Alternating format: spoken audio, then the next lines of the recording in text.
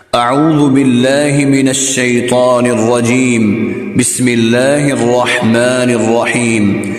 يا أيها المزمل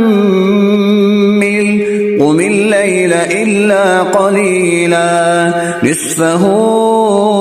أو انقص منه قليلا أو زد عليه ورتل القرآن ترتيلا إنا سنلقي عليك قولا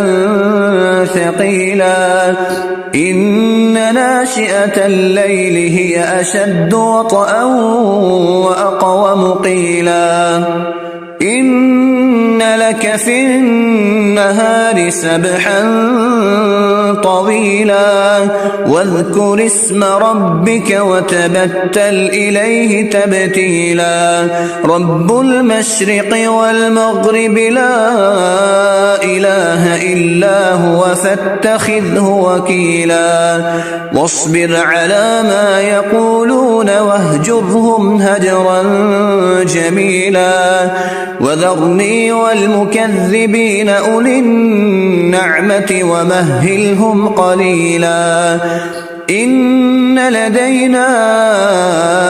أنكالا وجحيما وطعاما ذا غصة وعذابا أليما يوم ترجف الأرض والجبال وكانت الجبال كثيبا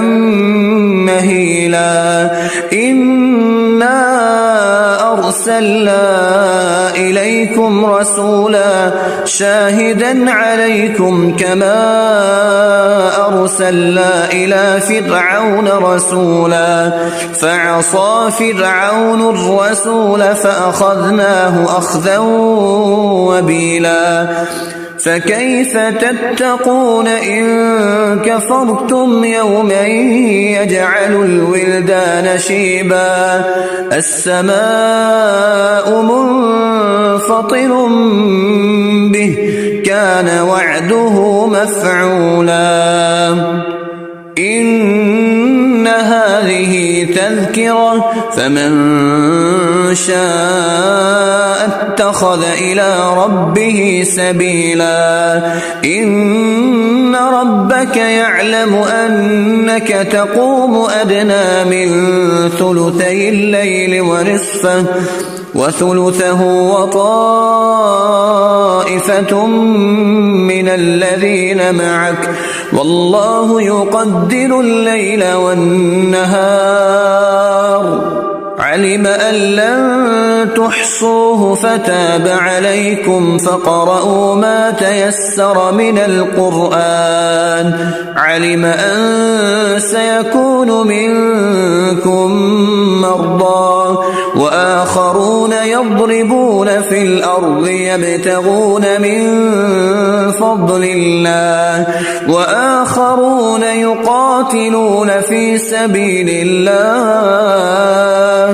فاقرؤوا ما تيسر منه وأقيموا الصلاة وآتوا الزكاة وأقرضوا الله قرضا حسنا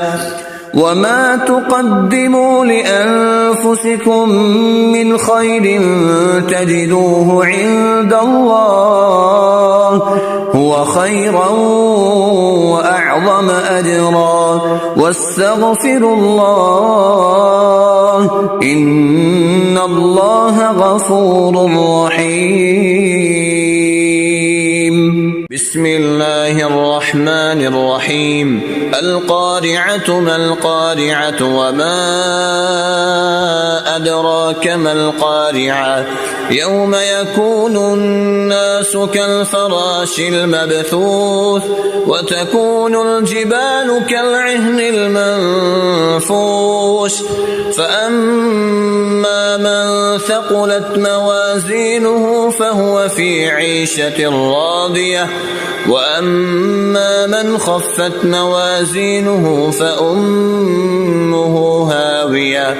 وما أدراك ما هي نار حامية.